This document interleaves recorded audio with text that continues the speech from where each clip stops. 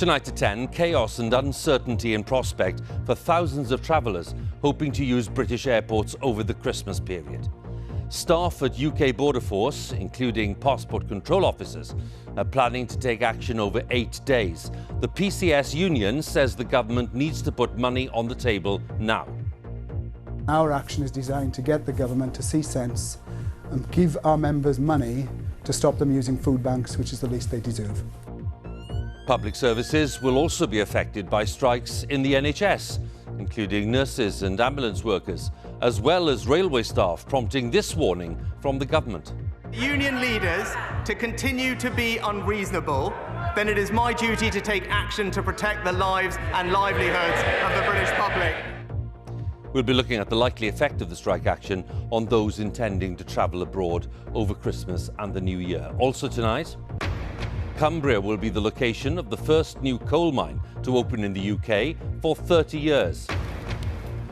In Germany, an aristocrat is one of a group of far-right agitators charged with plotting to overthrow the national government. Netflix prepares to release the first instalment of its documentary Harry and Meghan, when the couple are expected to reveal more about tensions with the royal family. And tonight in Liverpool, the sculptor Veronica Ryan, whose work has honoured the Windrush generation, wins this year's Turner Prize. Coming up on BBC London, temperatures have plunged to below zero tonight. There's a cold weather warning in place as people try to keep themselves and others warm.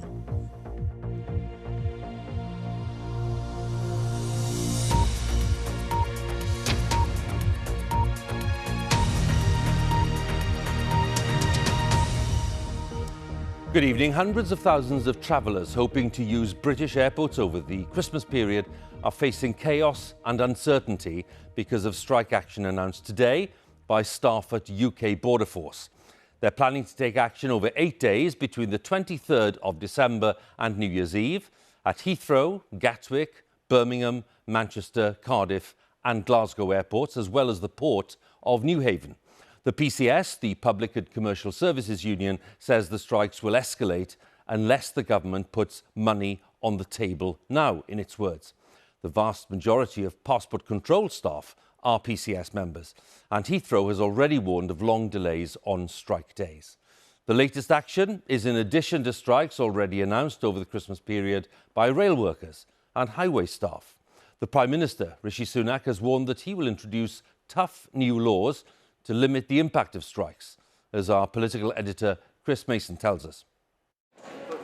Another day, another strike announcement. This time it is Border Force staff.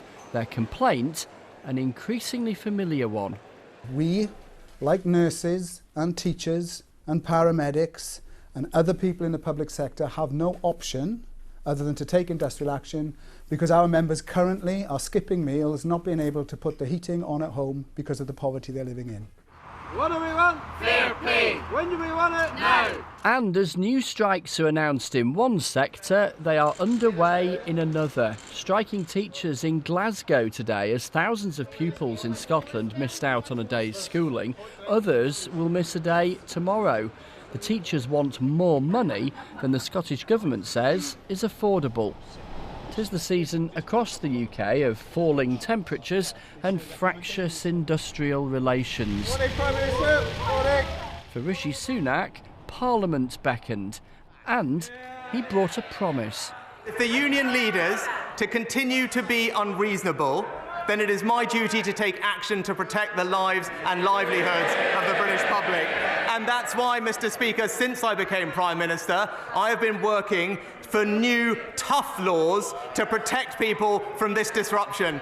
But Mr. Sunak and his team afterwards had little more to add. Asked if they might ban strikes in the emergency services, we were told they weren't ruling anything in or out.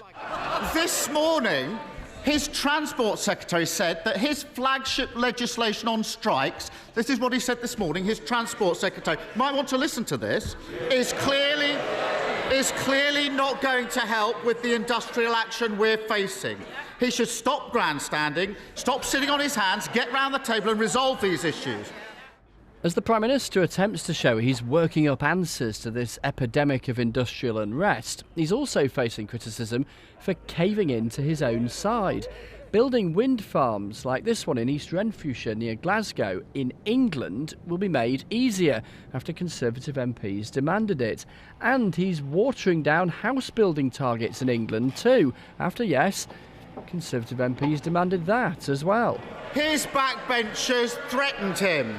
And as always, the blancmange Prime Minister wobbled.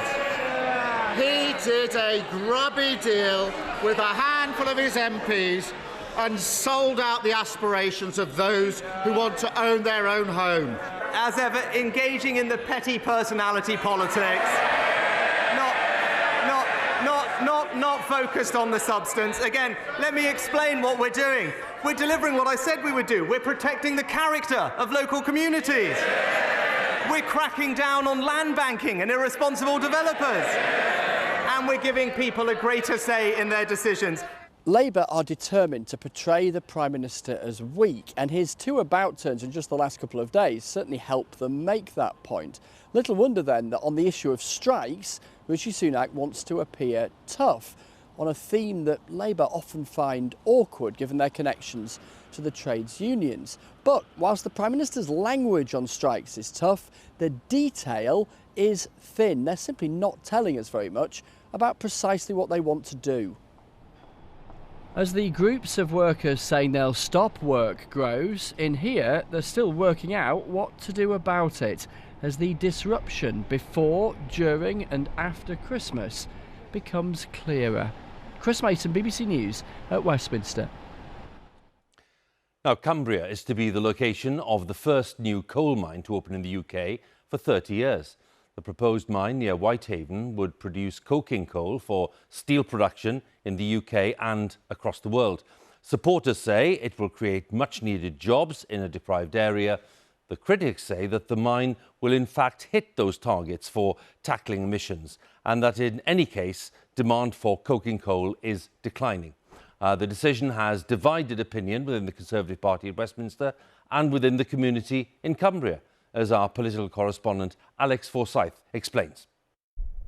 It is a new dawn for an old industry.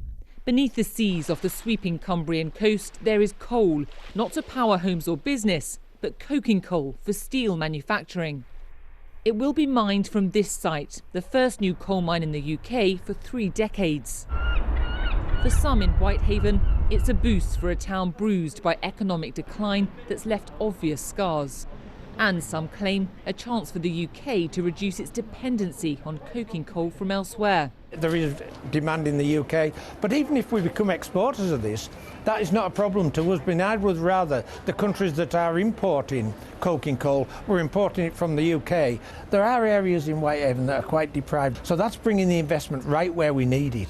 Many here welcome talk of 500 jobs the mine could bring, though some question their sustainability. We can't see it being viable.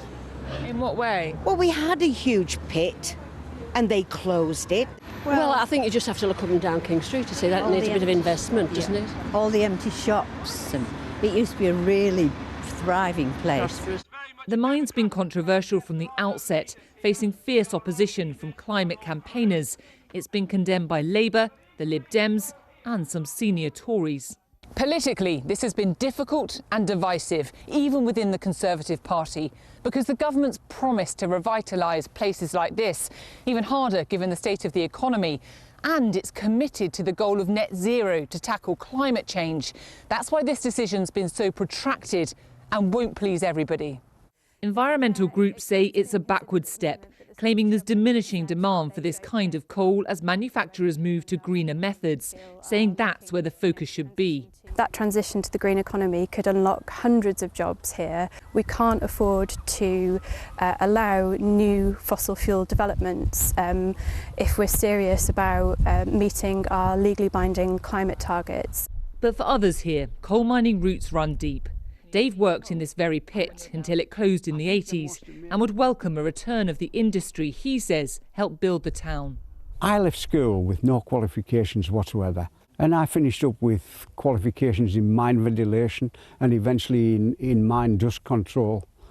And that's the type of, opportunity that young people need. I hope one day they'll allow me to go down and have a look. The end of this industry was mired in controversy. So too is the idea of it restarting here. So further challenges are likely, but for now, coal mining set to return to Cumbria for the first time in decades. Alex Forsyth, BBC News, Whitehaven. Let's explore this a little more with our climate editor, Justin Rowlatt. A sense of the argument there, Justin, with some people saying, look, this is just one mine. It is not going to make any big difference to the wider picture. What are your thoughts on that?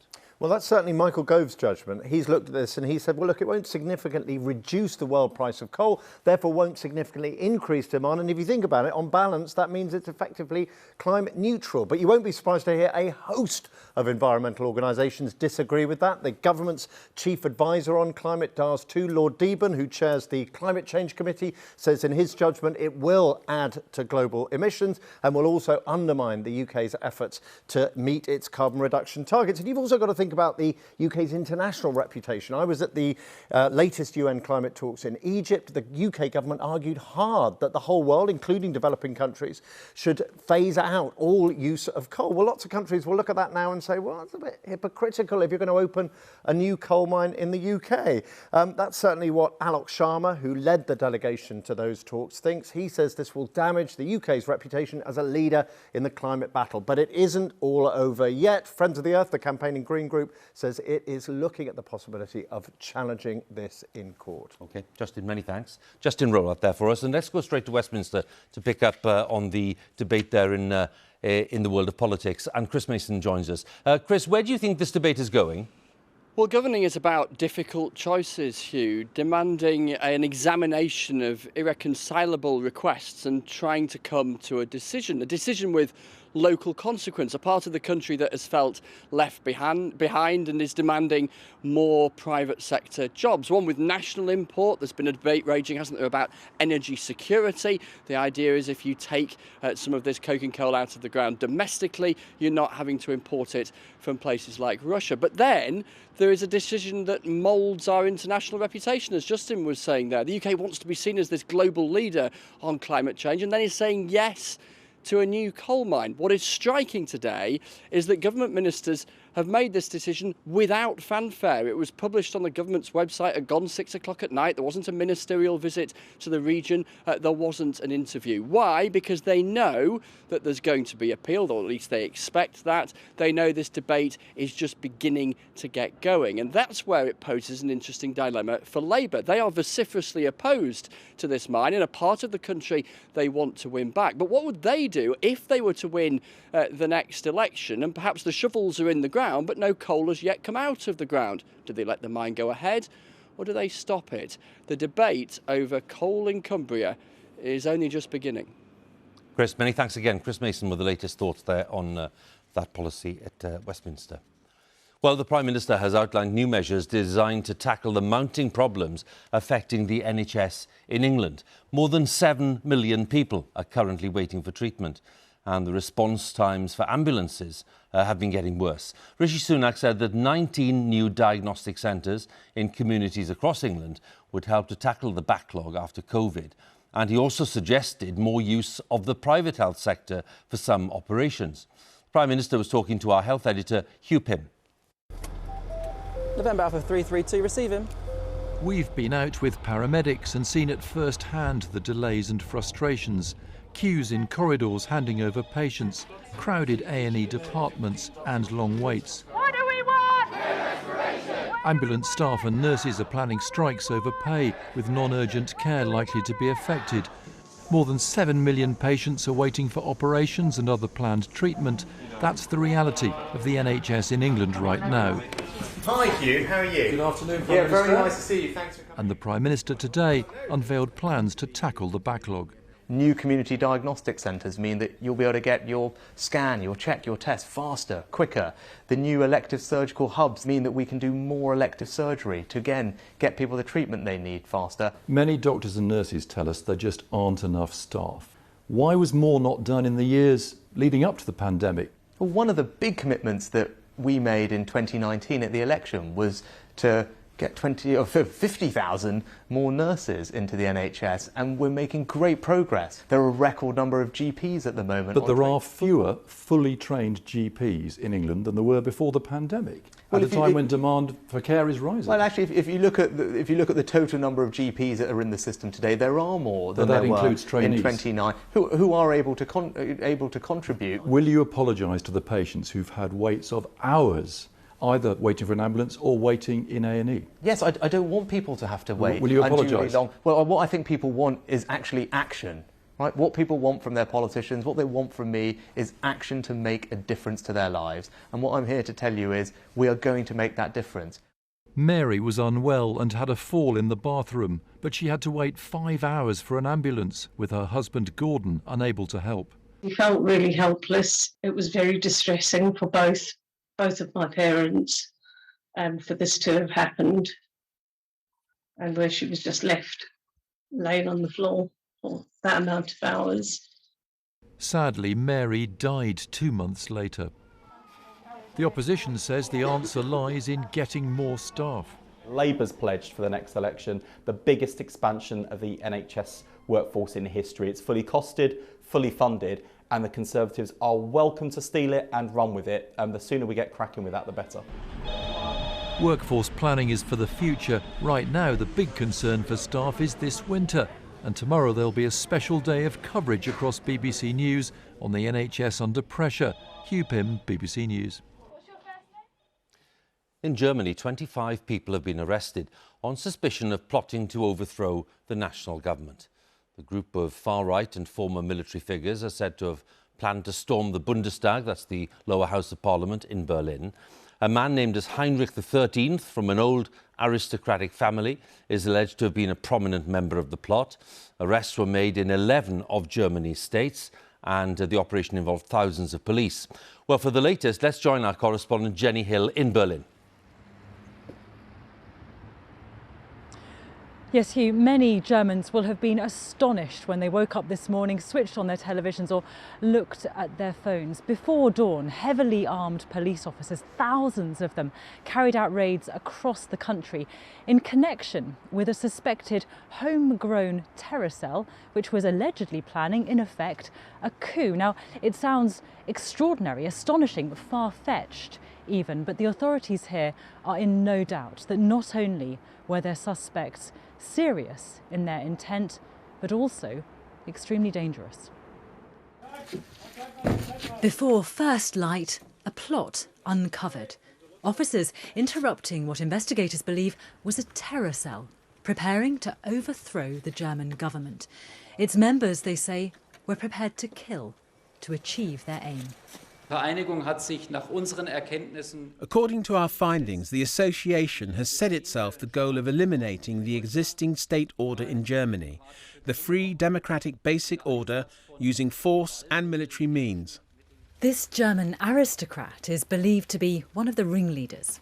It's thought Heinrich XIII, Prince Royce, planned to install himself as head of a new German government and had even chosen a cabinet of ministers. The plot was reportedly hatched here at his hunting lodge. It sounds extraordinary, fantastical, but prosecutors say the group were serious and extremely dangerous. They'd set up a military arm, attempting to recruit from the German police force and army. Most of those arrested today are believed to be part of the so-called Reichsbürger movement. The Citizens of the Reich is a loose grouping of conspiracy theorists who refuse to recognise the modern German state and reject the authority of its government. It's believed there are 21,000 of them scattered across the country and estimate that 10% are potentially violent. The Reichsbürger have protested alongside COVID deniers, anti-vaxxers and followers of QAnon. They were there 2 years ago when a mob tried to storm the German parliament. Politicians here were already worried. Conspiracy theories, including those espoused by the Reichsbürger, have proliferated here in recent years, particularly during the pandemic.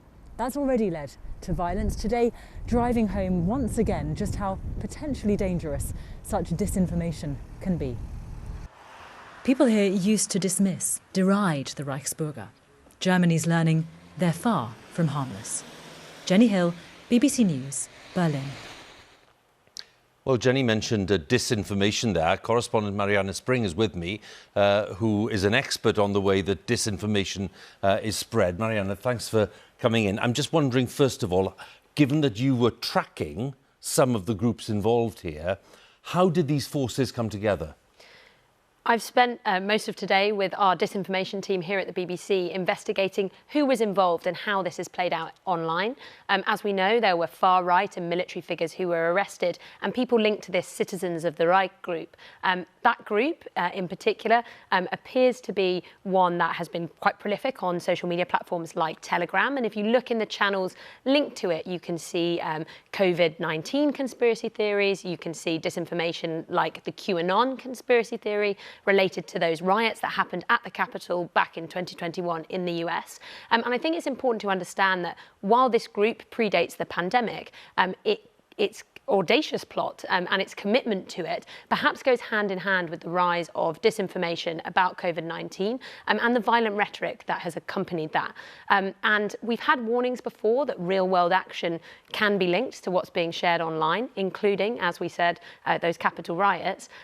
This again reminds us that although the pandemic in some places is easing, the legacy and the conspiracy legacy it leaves remains, and it can embolden these fringe groups in a way that just didn't happen before, and that's really quite frightening.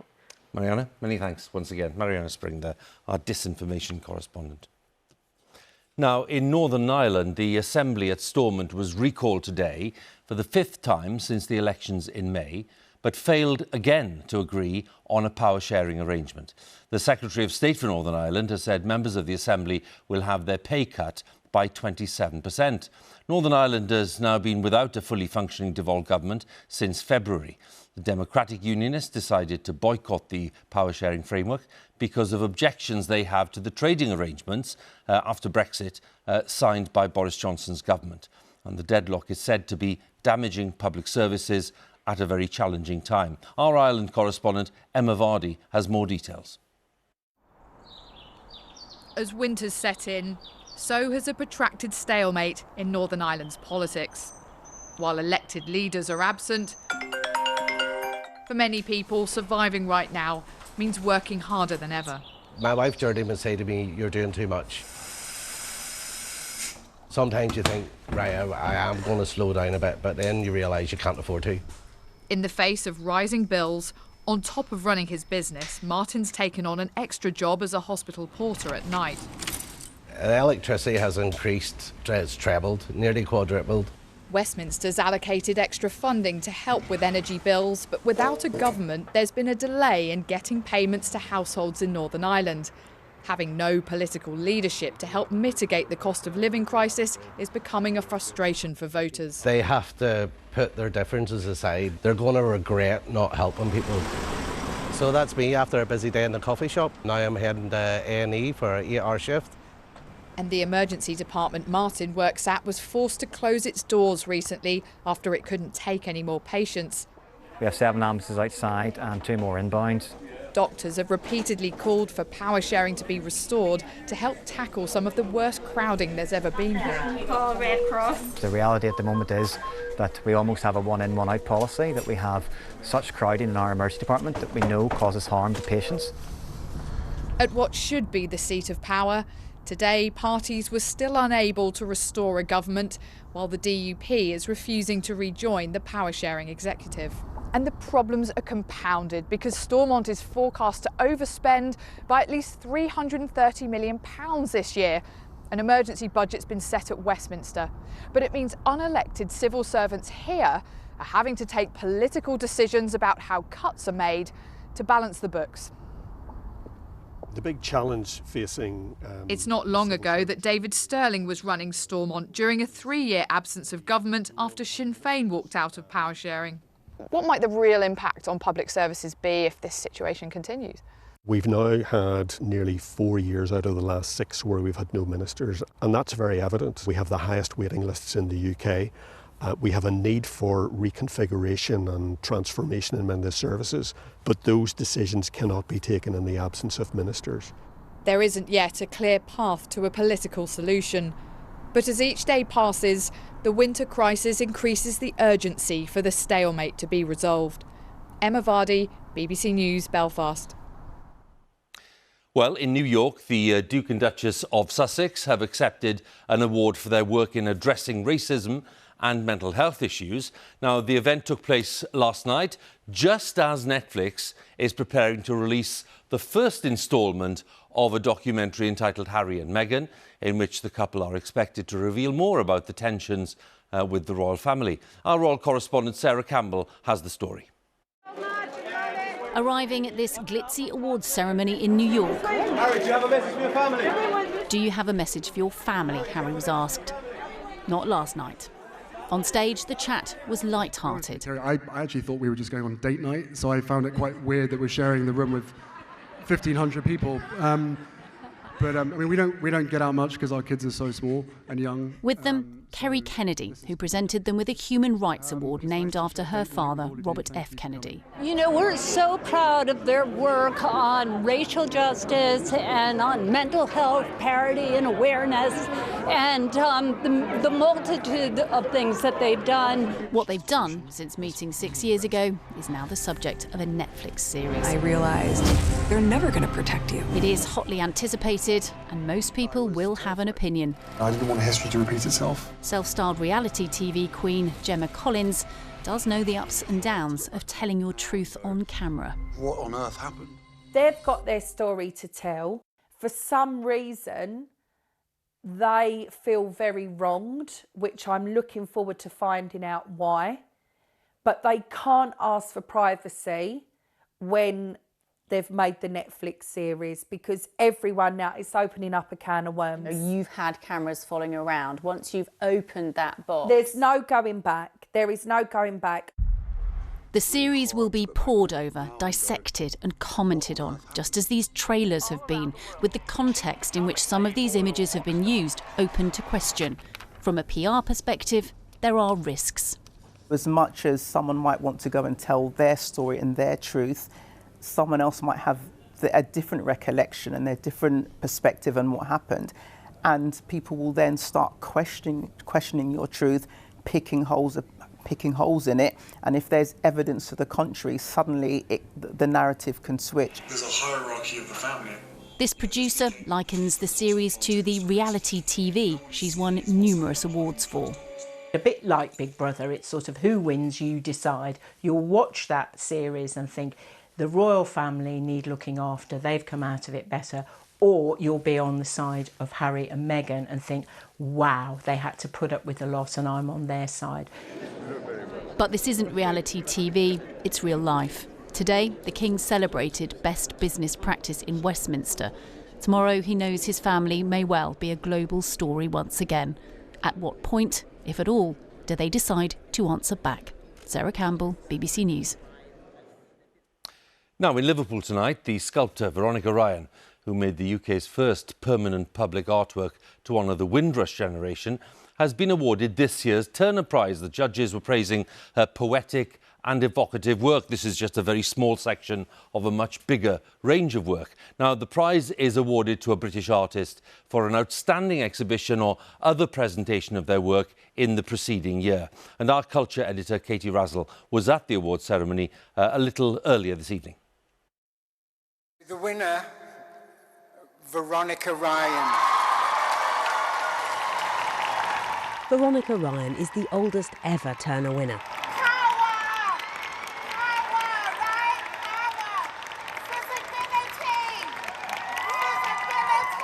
The prize for innovation in British contemporary art, awarded to a sculptor born in 1956 in Montserrat in the Caribbean, who moved to the UK as a toddler. It's tremendous as an older artist to win a Turner Prize and to be visible and to send a message to younger artists. You have to make your work because it's important to you.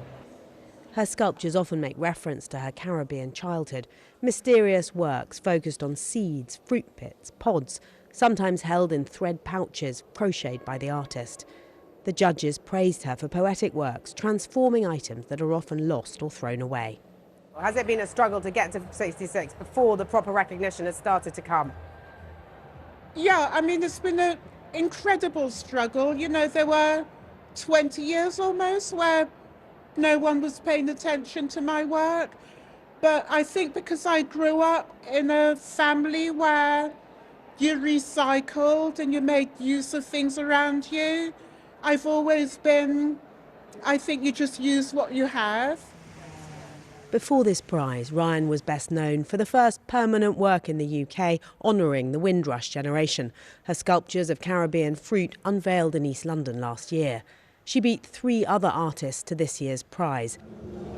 Heather Phillipson explored our relationship with nature in an eerie, apocalyptic world. Non-binary artist Sinwai Kin looked at issues of identity through a boy band in which the artist played all 4 members. And Ingrid Pollard examined racism in the UK, in part by looking at pubs named the Black Boy. Artists are undervalued, I think. So this is a chance to get out there, to have a look at what artists are doing now, to bring it to public attention and to really try to engage the public in debate about their response to the work. Liverpool played host to the Turner Prize tonight for the first time in 15 years, a celebration of contemporary art in a city at the heart of British cultural life. Katie Razzle, BBC News, Liverpool. Now, the time has just turned 10:30. Some of you may well be aware that the Met Office has been issuing quite a few weather warnings today to do with the cold weather. Helen will tell us more. Hi, Helen. Hi, Hugh. It's been a bit of a shock to the system, really, though, hasn't it, after how mild it's been? But just pulled up Aberdeenshire recently, starting to see some lying snow. That's the main risk of snow in the north, but it's cold for all of us. And as Hugh said, there are widespread warnings out for icy patches in particular because the frost will be widespread. Why? Well, you can trace our air right the way back up to the Arctic on these northerly winds. So they're with us to stay. They're throwing the snow showers in across much of Scotland, as we saw there in Aberdeenshire, even to low levels. There are a smattering of wintry showers elsewhere, but it's the north where we're going to see the most significant snowfall. But many places could see a smattering over the coming few days. It'll certainly be cold enough. Those warnings out widely for ice as well. Of course, anywhere where we've seen the showers and where the roads and pavements are damp, it'll be icy as well in the coming few nights. So those showers come through thick and fast overnight towards the north. There'll be 1 or 2 more for Northern Ireland, perhaps western and eastern areas, but anywhere they fall, it's going to turn icy, isn't it, with a widespread and pretty sharp frost as well. So a really cold start tomorrow morning, scraping the ice off the cars. Could be a little bit of mist around, but as I say, snow and ice are main weather hazards if you're travelling. And through the day, probably a few more showers for Wales and the southwest compared with today, and Northern Ireland, and a few more later in the day, turning to snow over the hills in the North York Moors, the Wolds, and possibly at lower levels later as they drift down across Scotland into the northeast of England. And then tomorrow night, where you saw the temperatures, it's going to drop like a stone. We could see a few flurries of snow even further south. So although mostly in the north and around the coast, there could just be a smattering inland. And it's going to be another cold night tomorrow, another cold day then on Friday. Plenty of sunshine around. But it gets colder still at the weekend, and that is because we pick up some freezing fog. So if you want to keep up to date on what the temperatures are doing where you are day and night, you can head to the app. Hugh. We've been warned. Helen, thanks very much. Well, that's it on BBC News at 10 on Wednesday, the 7th of December. More analysis, of course, of the day's main stories coming up on BBC Two on Newsnight, which is actually just on air. There we have Victoria Derbyshire just opening the programme there and meeting some of the guests. That's on BBC Two. On BBC One, all of our colleagues in the nations and regions standing by with the news where you are. But from everyone here on the 10 team, it's good night.